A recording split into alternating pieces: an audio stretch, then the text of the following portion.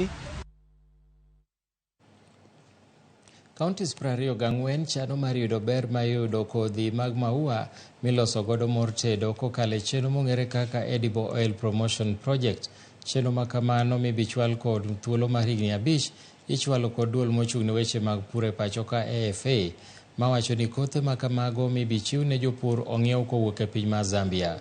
Duol mar AFA owacho ni dwaro ma kamano biro kelo resruok e kind thuolo mabiro chutho to kaluwore gi dwaro mar piny Kenya mar ng'iew modhi kowuok e pinje ma oko ata malo 50. Twak ma kamano twaki romo mane oywayo duol mochung' ne weche mag pur e pacho ka gi duol mochung' ne governors e Thurka.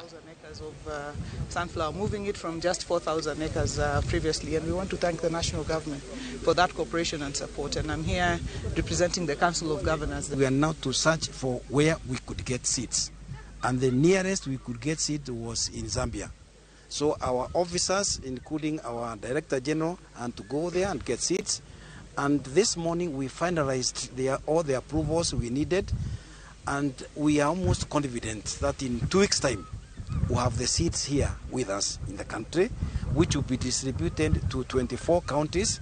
These 24 counties have been selected as a pilot scheme. Today we are here because we have a new project known as Edible Oil Crops Promotion Project, which became effective 1st of July, and it will take about 5 years.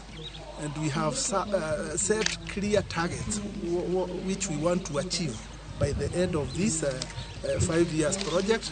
But as you are aware, the mandate of the national government is primarily policy, and the mandate of implementation of actual projects actually lies in the counties. Janon Buge